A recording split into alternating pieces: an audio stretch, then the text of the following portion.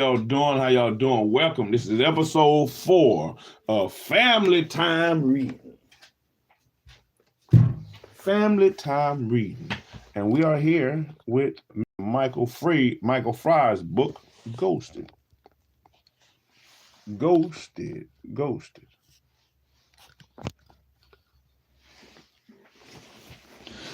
We got Grim and Larry. Let's see what Mr. Grim and Larry getting into, man. They trying to get Grim to pass on. Grim died. They were best friends. Grim and Larry are best friends. They met in the 4th grade, and Grim died. Saving the cat. Grim died saving the cat. And then the cat saved Larry, because Larry's about to drown.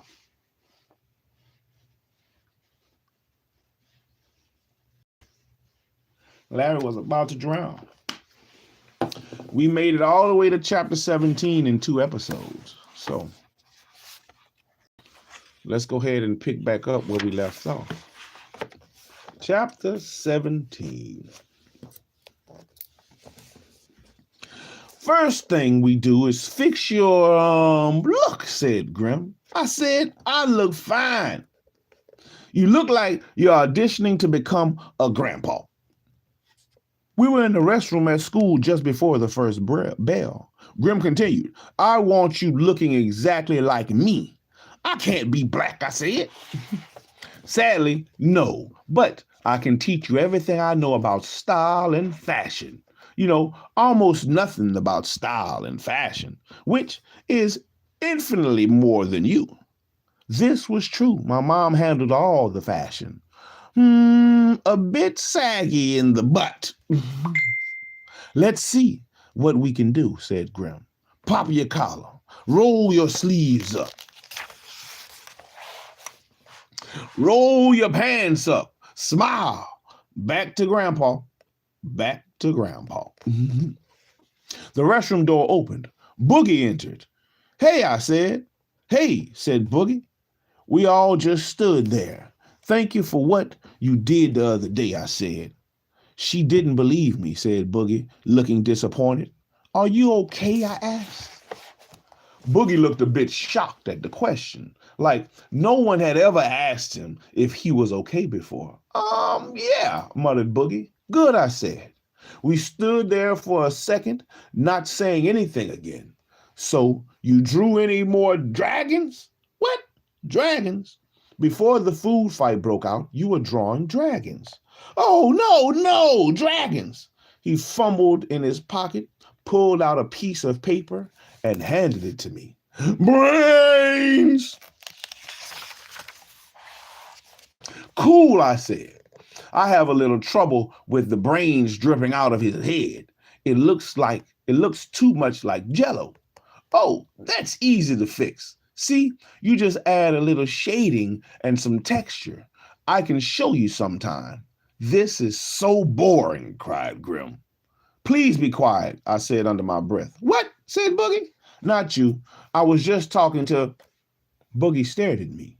He looked a little scared. I gotta go, he said. And he left. I looked at Grim and frowned. I said, please stop talking to me when I'm talking to someone who's alive. It's just Boogie, said Grim. I looked at the drawing again and shoved it in my pocket. You made me scare him off before he could use the restroom. He was never going to go with us in here, said Grim. Shy bladder. You don't know that. When you're raised by bears, there's lots of time and room to go in the woods. You get used to being by yourself. You made that up. It's true. It's not. Who cares, said Grim. This is about me making you more like me so that I can pass on. Can you please focus? Right, I said. But I couldn't focus. I kept thinking about Boogie. Something was off with that guy. Something more than only being comfortable peeing in the woods.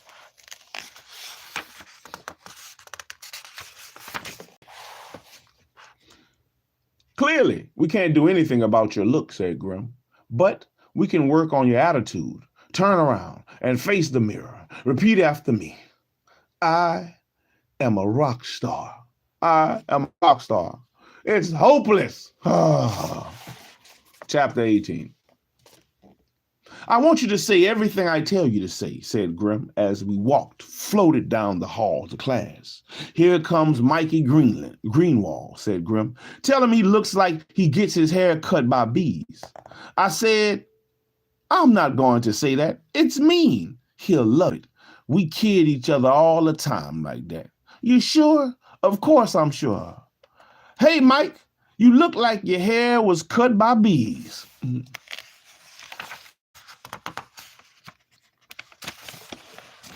What? Bees? You know, stinging insects. My hair? Yeah. I told Mom not to use the toenail clippers. Whoosh. Grim laughed. That was great. I said, no, it wasn't. He was crying. He always cries. That's what makes it funny. It's not funny. I don't know. Everyone else thinks it's funny. That boy had to cut by bees. People love you, said Grim. Well, actually, they loved me. But now, with my help, they'll love you, and you won't need me, and I'll get to move on. You're still here? You can't achieve full grimness all at once. It takes time. You'll get there. Be patient. This didn't feel right. Whatever unfinished business Grim had, it wasn't about making me into a jerk. Hey, here comes Christy. Just do everything I tell you. I said no, but it was too late. Hey, Larry. Hey, Christy. Tell her you eat nails for breakfast. Nice day, super day. Tell her you have 6 toes. How about student council election? I know. Awesome. Tell her you're wearing tangerine and lava axe body spray. Okay, see you. Bye. Hey, you didn't say anything I told you to say, cried Grim. I smiled. I know you completely blew it with her. I don't think so. She's never going to kiss us now. Us? You know what I mean? Look, Grim, I don't think that. I'm doing the best I can. I've never been a ghost before. It's all new. It's all weird. Hey, it's okay, I said. But you're not trying to be me, said Grim. Maybe this isn't about me being you, so I could be without you, I said. Maybe this is about me being me, so I can be without you. I don't understand. I can't be you. Well, obviously, that would involve a wet cat and a violent thunderstorm. I said, but I can be me. But you're invisible. I know, invisible. I'm a ghost, said Grim. Look, you don't need to be me. You need to be more like me, more Grimish, less Larry-ish. Don't you get it? I really, really need you to get it. I was pretty sure Grim was wrong, but I could see his growing desperation. The ghost thing was getting old, and he clearly needed to get out of here. If I could help him, I needed to try. I did it, I said. Also, tangerine and lava axe body spray makes me break into hives. Grim smiled. Noted. Now, let's get your Grim on. Chapter 19. Despite my doubts, I made a good faith effort to spend the rest of the school day trying to channel my inner Grim. Ta-da! I have never in my life said ta-da. He says ta-da all the time. Basically, it was a lot of accidentally doing stupid stuff and then pretending you meant to do the stupid stuff on purpose. Oh, look, a pen leaked in my pocket because I wanted to cause. Oh, look, a pen leaked in my pocket because I wanted it to, because it looks awesome. Ta-da! Stop with the ta-das. It wasn't all silly, stupid stuff, pretending to be Grim. He had some good qualities I could emulate. Spooch, spooch. really good at armpit fart sounds. Hmm. He could spell Mississippi.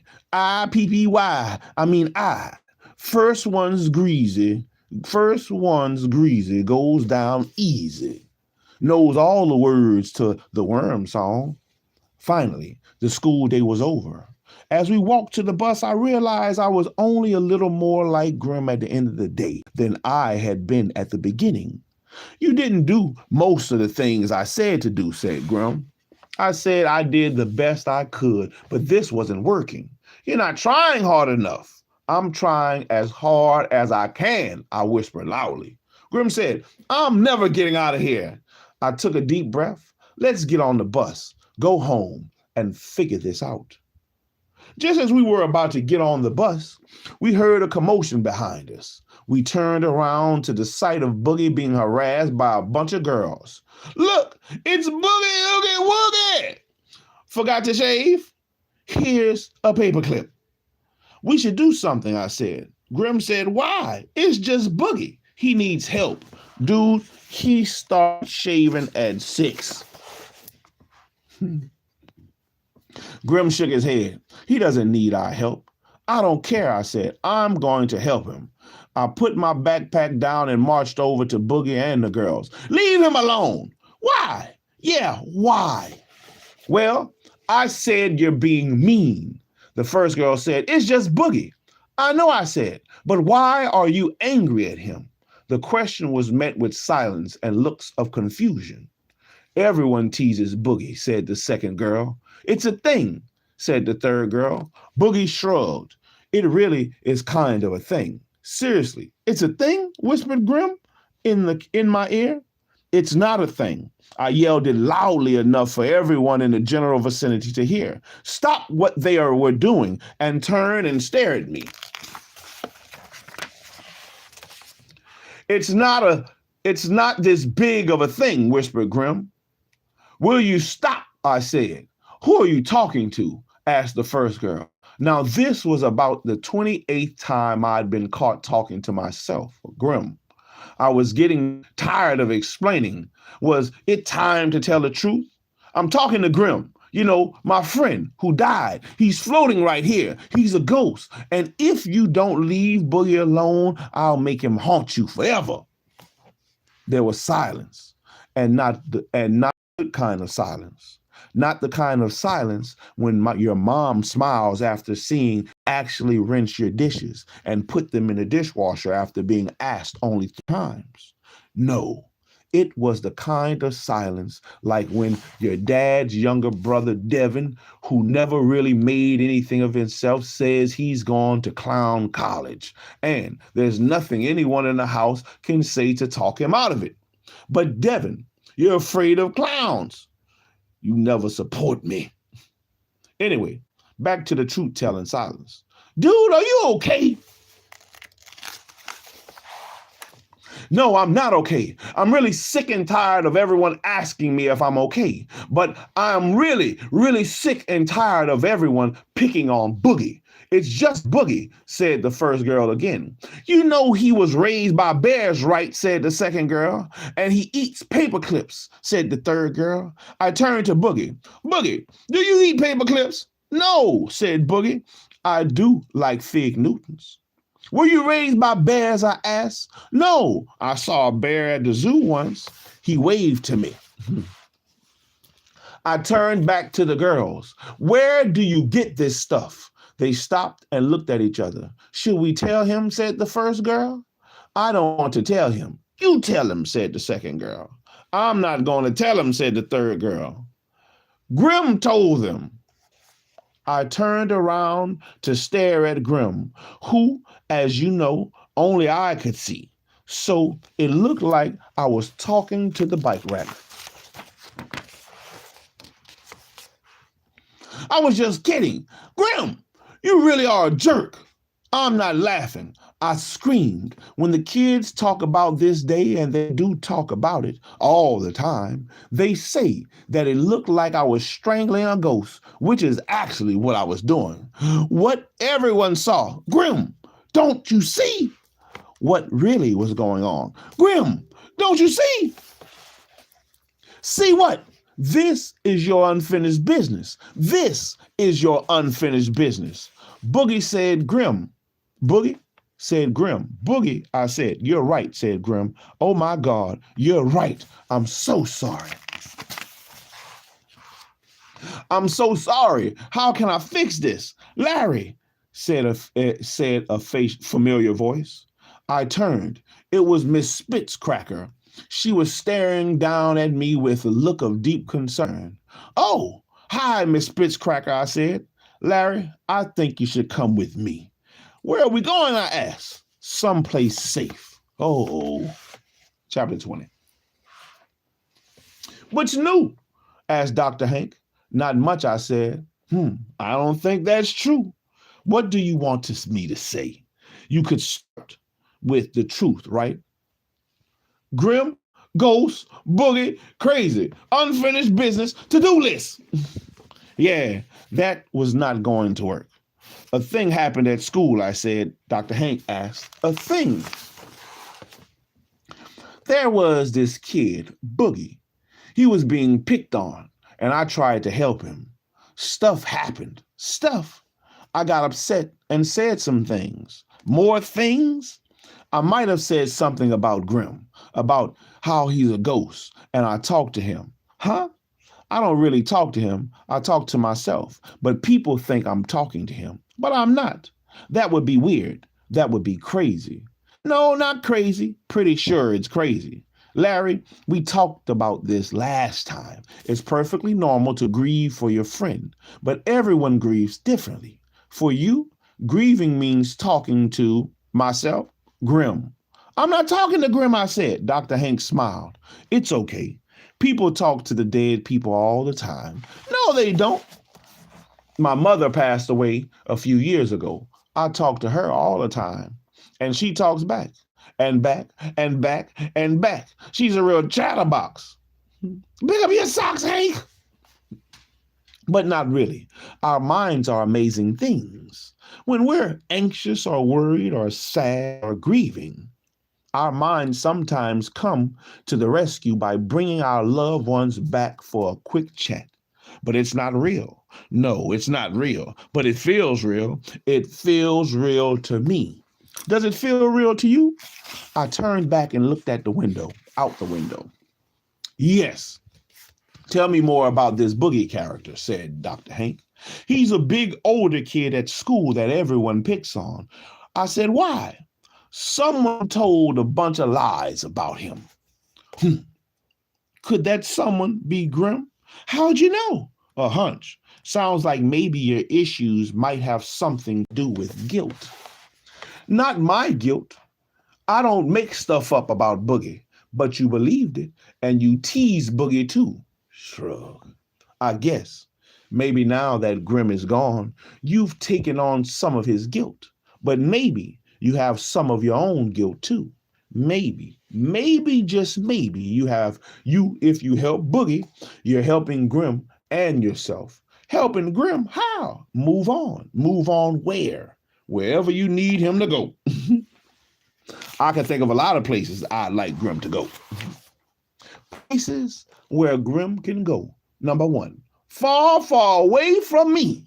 Number 2, the place further away from the far, far away place. Number 3, Mars. I want him to go wherever he wants to go. So maybe you figure out a way to help this Boogie, said Dr. Hank. He's really unpopular, I said. That's just because no one knows the real Boogie. They just know the Boogie that Grim made up. Grim said he was raised by bears. Yes, he set a high bar to get over, and he eats paper clips.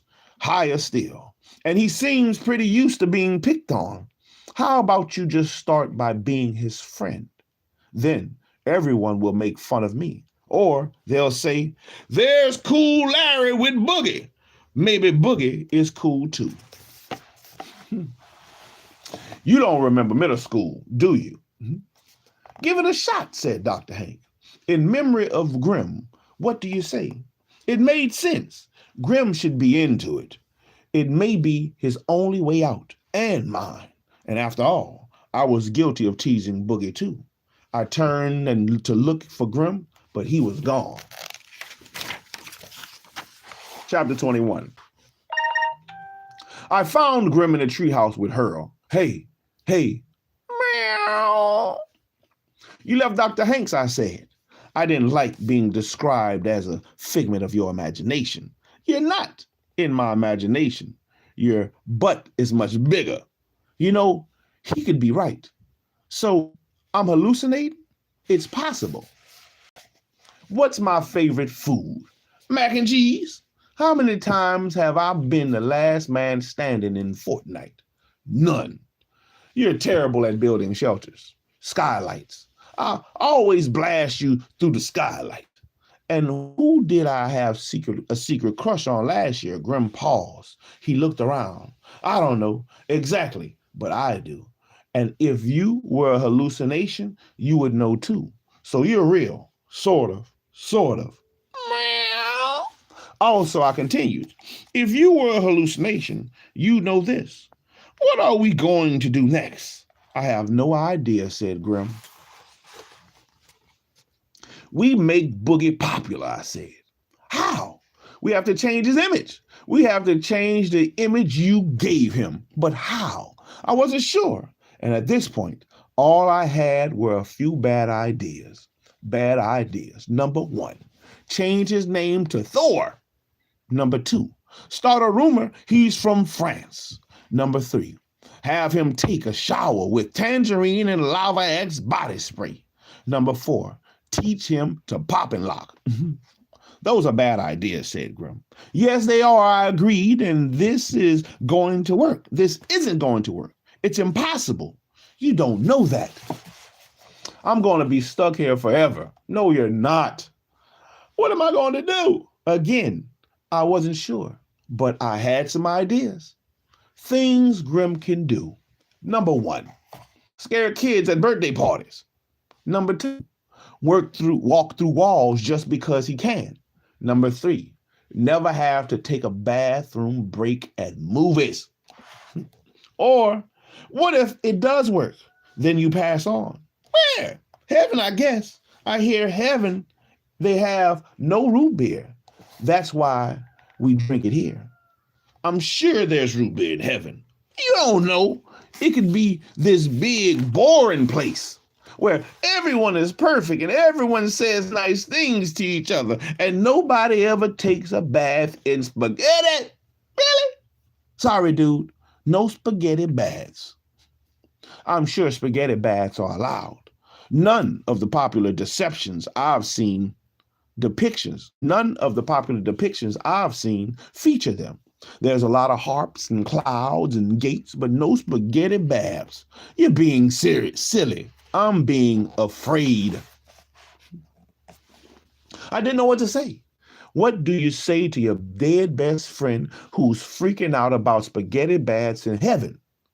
They never covered this in health class. First off, everybody stinks. It's normal. I know you're scared, and I'm sorry. I'm sorry you're dead. I'm sorry you're a ghost. I'm sorry you made up all that stuff about Boogie. And I'm sorry you believed you and I believed you and teased him too. But I think our best bet for you to move on is to try to help Boogie. You said yourself that it had to be something you need to fix.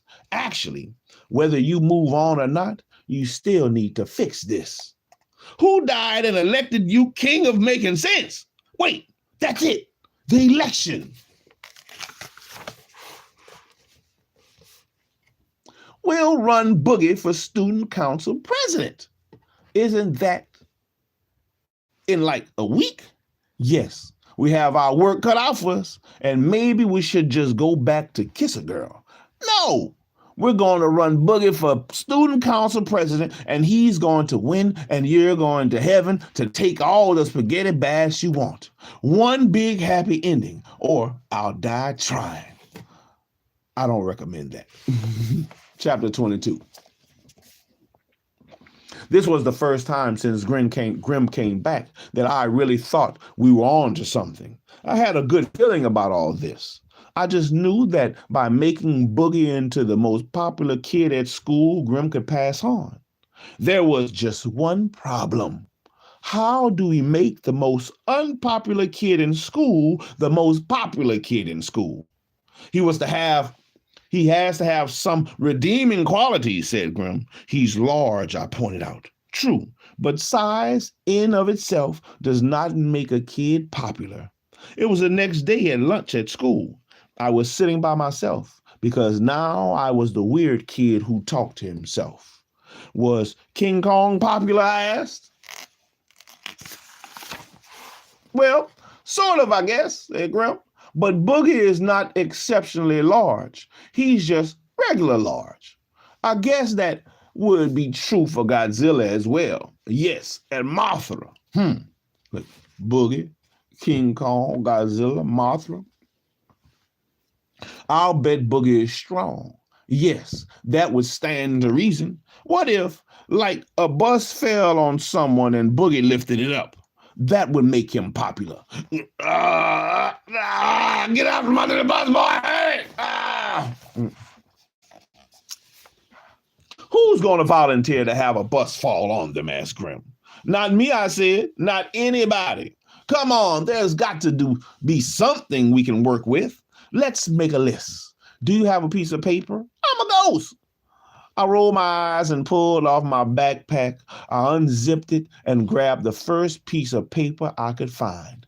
Brains! What is it? Asked Grim. It's Boogie's artwork, I said. From the restroom. I must have put it in my backpack. Boogie can draw. Yeah, and he's really good. What? You can draw too. So I've got an idea. Chapter 23. Wait, tag the school, I asked. That's my idea, said Grim. Both you and Boogie are great at drawing. You tag the school and we'll give Boogie all the credit. Isn't graffiti like vandalism? That's a real crime, you know. Where they put you in real jail with real criminals like loiterers and jaywalkers and people who throw gum on the sidewalk. Gum on the sidewalk? The worst. We'll use non-permanent spray chalk. Is that a thing? Yeah, I've used it before. Wait, so you were the one who tagged the boys' bathroom last year? Grim smile. Can't catch me now. Tots drool. Okay, I said. One other problem. How do we give Boogie the credit without him knowing or anyone else knowing? I can't sign the tags with his name. He'll get in trouble. I don't know. But we'll figure it out. Meanwhile, let's come up with some ideas for cool drawings. How about something like this? Cafeteria food sucks. Maybe something a bit more specific, more proactive. You think? Sure, it's a popular opinion, but is it a unique opinion? How about this? More pizza now! Much better. Meow! Meowed Hurl. Chapter 24. I raided my piggy bank to buy a bunch of spray chalk at the hardware store. The guy at the store was suspicious, but we gave him a good story. We're going to use them to paint a T-Rex on our driveway. Oh, we got to school and got to work. We tagged the boys' bathroom. Spitzcracker was here. We tagged the boys' locker room. Coach Newt can't do a pull-up. And we snuck into the laundry hamper and tagged the girls' locker room so it wouldn't be obvious it was a boy. Boys smell like feet. At lunch, we tagged under the cafeteria tables. Don't eat the gum. Do not eat the gum. Then we tagged a bunch of lockers when no one was around. Seafood! Word got around fast about the graffiti. Everyone wanted to know who was doing it. Pictures started showing up on the Zippygram. PlayStation, not Jim. Mountain Dew in the water fountain. Every day should be pizza day. The living drool ghost rule. That's when Grim got an even better idea. That's it. What is it? I said. I figured out how we're going to get everyone to know it was Boogie, he said. How? Boogie's going to take the credit. How? Boogie's going to become really popular on the Zippygram. I'm confused. It's simple. We make up a fake account for Boogie. Boom. We don't make it super obvious it's him. Boom. We somehow, in a way I haven't thought of yet, make it obvious to everyone that it's Boogie. Boom. Then everyone thinks he's cool. Boom. Then one of us suggests that everyone write him in the student council president. Boom.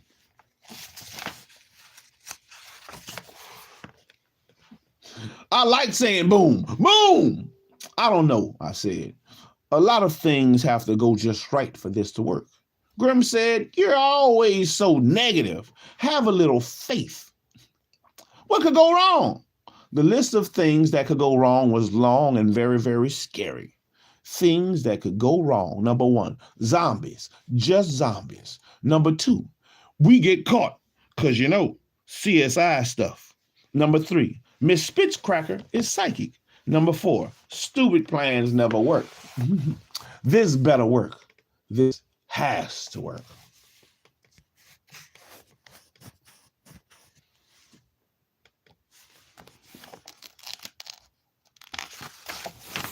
Chapter 25.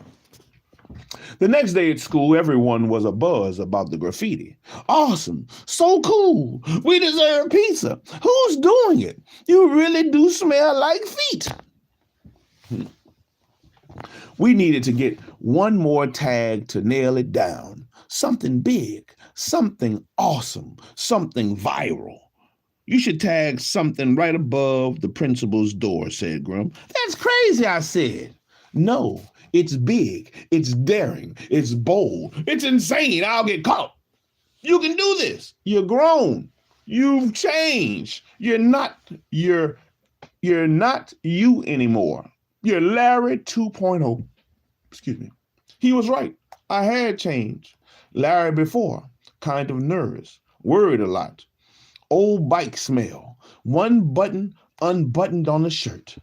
Larry after, bravish, confident. 2 buttons unbuttoned on the shirt. New bike smell. How am I supposed to tag above the principal's door? You use a ladder or a box or a chair, dummy, which I could fall off and break my arm. A really bad break where the bone sticks through and it gets all infected and they have to amputate it. And then everyone calls me Stumpy.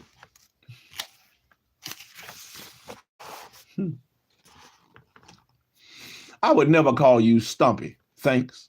I wish I could say that tagging above the principal's door went smoothly, but after all that's happened, you would know I'd be lying. Let's just say it went somewhat less than smoothly. Helmet wrapped in bubble wrap, spray. Bounce. Ah! Thump. Krakens rule. Nice. You did it, cheered Grim. I nodded. I did, didn't I? This whole me dying thing has really brought you out of your shell. I'm going to miss you when you're gone, I said. Oh, I'm sure I'll always be around. What? In an invisible sort of looking over you, but not really around you sort of way. Can I at least go to the bathroom by myself? Yes, I promise. Pinky swear. Pinky swear. Chapter 26. That last tag got everyone talking. And by talking, I mean commenting on Zippygram. Who's a tagger? I don't know. Whoever it is awesome. All that was needed was a little comment from yours truly to set everyone on Boogie for President trajectory. Grim counted down. 5, 4, 3. Boogie, Boogie, Boogie. Grim frowned. I didn't even get to one. It worked. Everyone was texting about Boogie being the mysterious tagger. At this point, all it took was one anonymous comment that everyone wrote in Boogie for student council president. We should write in Boogie for student council president. And we were off. Everyone thinks it's a great idea. Of course, Boogie had no idea any of this was going on, although he was starting to get suspicious. Hey, Boog, how you rocking, man? Wink. Dude. Boogie confronted us. I mean, me. What's going on, asked Boogie. Play dumb, said Grum. What are you talking about, I said. You've done something. I do some things every day. I'm a regular doer of things. Everyone is being nice to me. One girl winked at me. No girl has ever winked at me before. You're a good-looking dude. Please. Hey, you're large. And you shave. I won't be shaving for like 5 years. Girls dig older men. No, you've done something, said Boogie. Something you think will help me, but I don't want to be helped. Okay, said Grim. Time to lie. Sure, lie, of course, except I really was trying to help Boogie, and not just to help Grim or fix what Grim did. I really wanted Boogie to be popular. He deserved to be popular, even though he didn't seem to want to be popular, which was weird. Boogie said, you did the graffiti, didn't you? Yes, I said. No, yelled Grim. What are you doing? Boogie continued. And you told everyone it was me. Yes. Why? I was just trying to make you popular by running you for student council president. And then everyone can see who you really are. No, no, no, no, no. Yes. But I don't want to be student council president, said Boogie. I said, I just want to be a normal and popular kid like you. Grim interrupted. Dude, you're not that popular. Not me, I said, but someone popular, someone who's super confident, someone who believes in themselves. Boogie shook his head. In other words, someone who you want to be. Well, who wouldn't want to be like that? Me. I said, what? Boogie explained. When you're popular, kids want stuff from you. They want your popularity to rub off on them. They want your popularity to fill them with whatever they need. They want you to fix whatever is wrong with them. I don't want that. I don't need that. It's too much pressure. I like to stick to myself, even if that makes me unpopular. Grim and I stared at Boogie. He stared back. There was a look in Boogie's eyes, a look that shot straight through all the self-serving hooey I had been shoveling. He was right. I was wrong. We were wrong. Boogie, could I speak to you in my office? Said Mrs. Spitzcracker behind me. What? Asked Boogie. Miss Spitzcracker said, it's about the recent graffiti around school. Boogie didn't say anything. He just stared at me, and then slowly followed Miss Spitzcracker to her office. He's going to take the fall, said Grim. I hesitated for a second. I could have just stayed put. None of what was going to land on Boogie would bury me. I could just walk away. He would blame me. It was just Boogie. Wait, you know who would blame me? I would blame me. If you need me, I'll be in detention for the rest of my life. Chapter 27. It was a shame. It was such a good plan. We were doing a good thing to help a good person. There was just one problem. Boogie wasn't the one who needed help. I was. And of course, Grim. Didn't do this. Don't do this, said Grim. I said, I have to. You don't. We'll figure something out. There's nothing to figure out. It's over. Miss Spitzcracker is going to expose the whole thing. Boogie won't be elected student council president. Grim shook his head. I just wanted to undo the damage I did. I nodded, and I was just trying to help you. That was the problem. We were trying to do the wrong thing for the right reasons. We were trying to help someone who didn't want or need our help. Are you going in, asked Grim? I have no idea. Probably not a good idea. Probably a terrible idea. Probably the worst idea in history of bad ideas, but maybe not. I've got an idea, I said to Grim. Does it involve graffiti or Pika Pit Bull or spaghetti bass? No, it involves the truth. Oh, knock, knock. Chapter 28. You're probably wondering why I was standing in front of an assembly of the entire school. Well, so was I.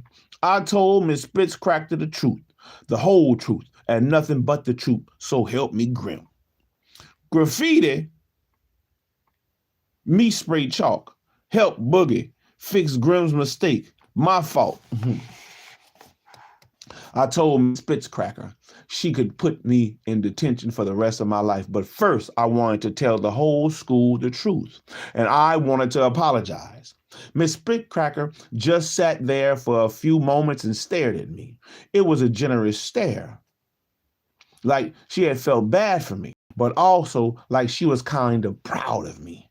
I was still in serious trouble. I had questioned the quality and edibility of the cafeteria food, except for the tots. The tots were tops. I had to pay with triple-double extra hard time detention. No smartphones, no books, just stare at the ceiling and count bugs in the fluorescent lights. 73, 74, 75, 76. Then she said, yes, you can address the entire school. Really, I said? Really, she said. But first, there are a few things you should know about Boogie. And she told me. And now I'm about to tell the whole story. Is my zipper up? Whew. Public speaking freaks me out. I get nervous and sweaty. The butterflies in my stomach start kickboxing.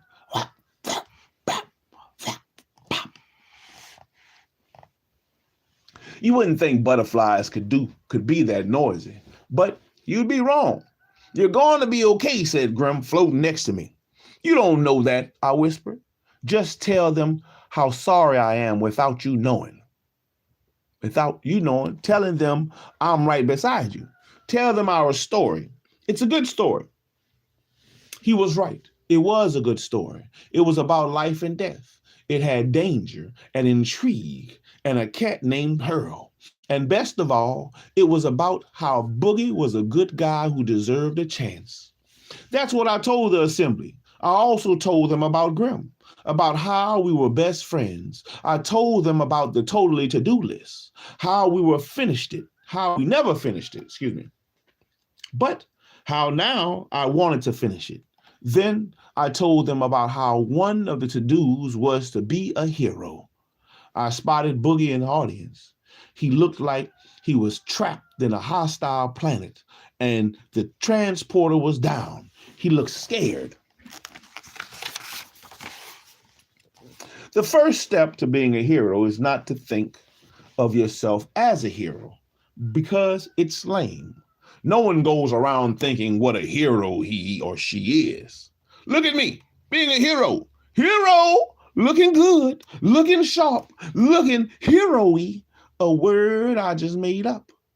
No, the best way to be a hero is to just do the right thing, even when it's hard, especially when it's hard. I continue. Sometimes we're told some kids are one thing when they're really something different. Sometimes we all believe the lie, spread the lie to other people, even when we all know it's a lie. It's fun to make stuff up about someone. It's fun because it's not happening to us. It's happening to them. It's happening to Boogie. All the kids in the auditorium turned and looked at Boogie. He started to sweat. Grim leaned in. You're doing great. Heroes tell the truth. And the truth is that kids who we lie about are great kids. They can do stuff like draw really well. Their parents own a bowling alley, and they once lived in Canada. They speak French, and they might have the world's record for the largest bubblegum bubble. The crowd went, whoa! I made that last part up, which is easy when no one knows anything about someone. Grim leaned in again. Tell them it was me. It was all my fault. Tell them I'm sorry. My friend Grim made up all that stuff about Boogie, like the raised by bears thing and the eating paper clips thing. He thought he was being clever, but he was being mean. I'm pretty sure wherever he is, he knows that now. I do, said Grim. Also, I'm right here, but don't tell him that. And he's sorry, I said. Really, really sorry. Grim nodded. I am. Really. I really, really am. I continued. And I'm sorry too. I believe Grim's lies when I should have known better. I teased Boogie too. I laughed at him, just like all of you did. So while I'm in detention for the rest of my life, I'd like all of you to reconsider someone you may have dismissed. Someone with a big heart and a big smile. Boogie for student council president, yelled the kid. The kids chanted, Boogie, Boogie, Boogie. Boogie sat there staring at me. He looked a bit angry, but also a bit surprised. As the kids continued chanting, he finally smiled. He had a nice smile. It was a bit shaky, but even though he was out of practice, his smile lit up his whole face. I turned to Grim. He was smiling too. Well, this was it. If anything was going to get Grim on his way, this was it. I turned to look at him. Any second now, any second. I'm still here. He was still here. Just when I was coming to terms with the idea that I was going to be haunted by my best friend for the rest of my life, there was a voice from the audience. Fix the water fountain on the second floor, yelled the voice. Then another voice yelled, Taco Tuesday on Mondays, Wednesdays, Thursdays, and Fridays. A cheer began to slowly build. And one more voice, no more standardized tests. And the cheer swelled into a roar. No more tests, no more tests, no more tests. Well, I had done it. I'd made Boogie popular. Everyone liked him. Everyone loved him. Everyone wanted something from him. Ah! Whoosh!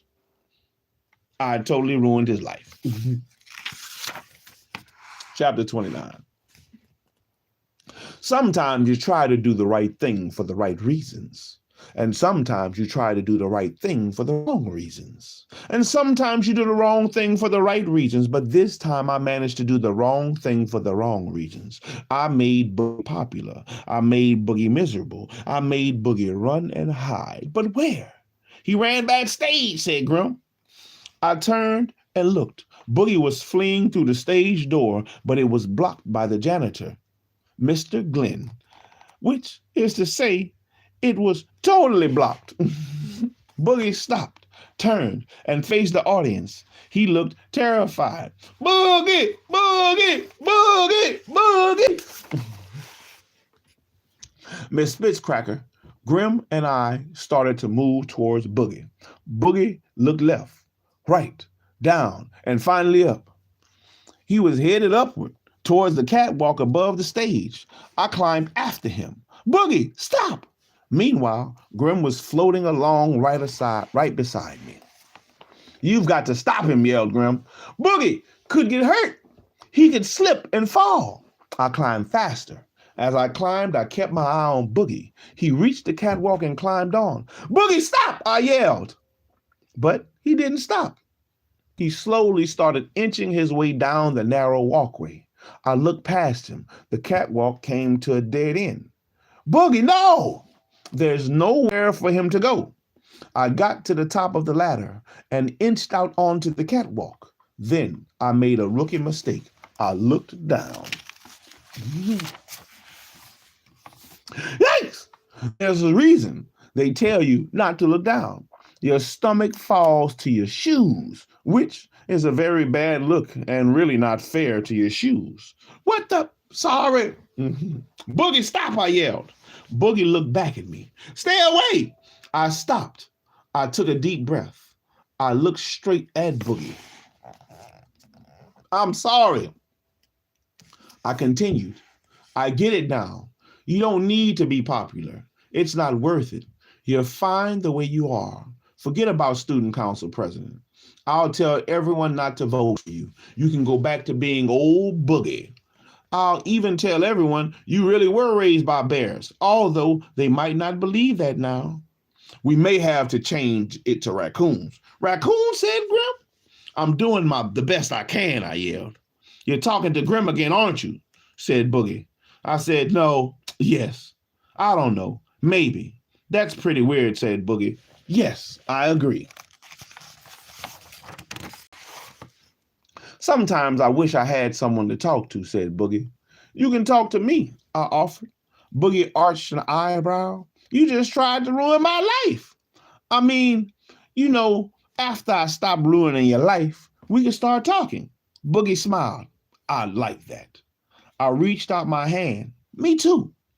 Boogie grabbed my hand and started inching his way down the catwalk. I glanced at the audience. They looked like they were watching Avengers, Middle School Wars, and they had just discovered that Thanos had been raised by raccoons. Ooh! Boogie had almost reached me when he slipped a little. I let go of the railing to reach out with my other hand to steady him. Big mistake. Slip. Larry! Ah! Grab! Larry, hang on, Larry! Hang on! Hang on! Okay, not good for several reasons. Number one, negative upper body strength. Number two, last place in rope climbing. Number three, long way to the floor. Number four, one too many dead people already. I looked up. Boogie was staring down at me. He was frozen in place. He clearly wanted to help me, but he couldn't. He was scared. I was scared, and I was losing my grip. I looked up again. Grim was next to Boogie, and he was yelling, Boogie, please help! But Boogie couldn't hear him. Meanwhile, my hands were slipping. I tried to hang on, but I could feel my arms and legs cramping. Just as I was about to let go, I looked up again. Boogie, I'm sorry.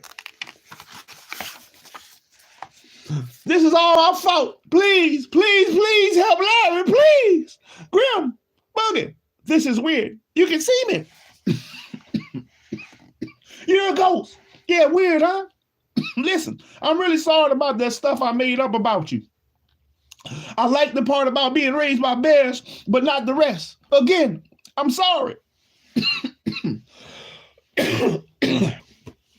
That's okay. I'm sorry you're a ghost. Me too. Hey, can you do me one favor? Sure. Save Larry. All right, go. Boogie could see Grim. How was that possible? Then again, how was any of this possible? Maybe I should stop asking so many questions. Boogie crawled over the railing and grabbed another rope. What happened next was cooler than any Avengers movie because it was live and in real 3D. Here I come. Oof. Wham. Oops. Grab. I got you. You got me. He's got you. Floor. It was over. Boogie let go, and we dropped a few inches to the stage. I was safe. Boogie was safe. And Grim, still here. Are you okay, asked Boogie. Yeah, you? I said. Yeah. Well, that was epic. Too epic. I'm sorry about all this. Boogie pointed up at Grim. I think I understand. Larry cried, a girl's voice, in a way I've never imagined a girl could cry my name. It was Christy Matheson, and she was running right towards me. Hug. Wow, did that just happen? I looked up. Grim, did you see that, Grim? I looked all around. Grim! Epilogue. Grim moved on. Was it the kiss or helping Boogie or helping me? I miss him. especially during detention. Grim could be annoying, but nothing is more annoying than detention. 123, 124, 125. Boogie went back to being Boogie, except no one gives him a hard time anymore. Oh, and he wasn't elected school council president. Christy and I hang out sometimes. No more kissing. Hey, hey. But some really interesting conversations. I went back to see Dr. Hank a few times. We talked about Grim and me and everything I'd been through. Still talking to yourself? And just myself. Mm-hmm. And then there's Hurl. We hang out a lot in the treehouse, which is to say that I hang out and Hurl throws up a lot. Grows. Hairball. It was pretty quiet in the treehouse without Grim. I missed him, both the live Grim and the ghost Grim. Grim could be annoying, both the living and lifelike versions, but it was a fun kind of annoying that insult each other, punch each other in the shoulder to see who can spit farther kind of fun. Sure, I lost a good friend twice, but I gained a new one.